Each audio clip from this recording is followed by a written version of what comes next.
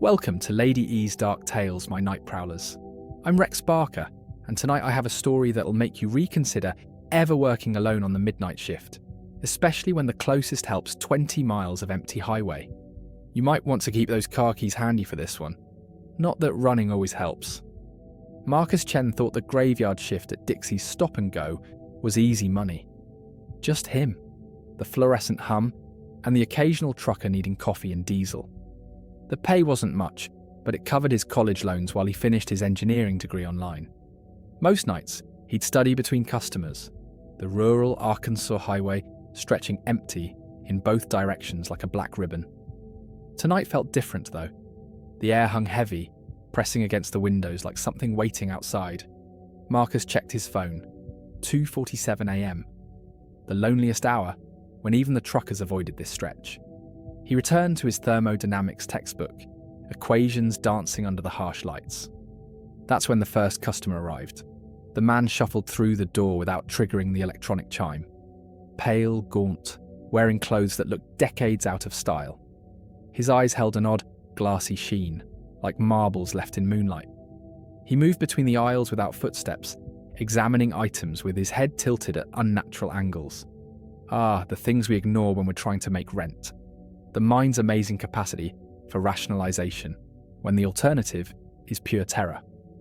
Anyway, Marcus tried focusing on his studies, but peripheral vision kept catching the stranger's jerky movements. The man picked up a candy bar, stared at it for 30 seconds, then set it down exactly where he'd found it. Same routine with a bag of chips. A soda, as if he'd forgotten what food was for. "You finding everything okay?" Marcus called out, voice echoing strangely in the fluorescent cave. The customer's head swiveled a full 180 degrees to face him. No body movement. Just the head rotating like an owl's, eyes never blinking. Marcus's textbook slipped from suddenly nerveless fingers. The stranger's mouth opened, too wide, unhinging like a snake's, and released a sound like static electricity given voice. Then he walked backward toward the door, never breaking that horrible stare, and melted through the glass without opening it. Marcus grabbed the phone to call the police, but the line was dead.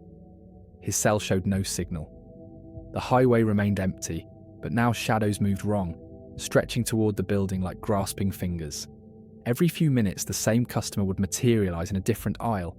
Same routine, same impossible stare, same static hiss when acknowledged. By dawn, Marcus had encountered 17 identical visitors, each one performing the exact same browsing ritual before dissolving through the windows.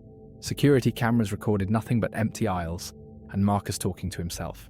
Of course, corporate dismissed his report as stress-related hallucinations, standard procedure when reality becomes too expensive to acknowledge. They transferred him to day shift, where normal people buy normal things and heads stay attached to necks like they're supposed to. But locals still whisper about Dixie's overnight shoppers, how they arrive when the highway's empty and the world feels thin, shopping for something that isn't sold in any store. So tell me, night shift warriors, ever notice customers who don't quite move right? Maybe items returning to shelves you swear someone just touched? Drop your weird workplace encounters in the comments. I do enjoy a good customer service horror story. Subscribe if you want more tales from the darkest hours, and hit that notification bell.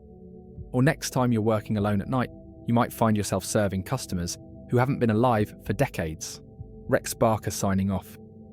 And remember, my thrill junkies, if your overnight customers don't cast shadows, maybe it's time to find a day job.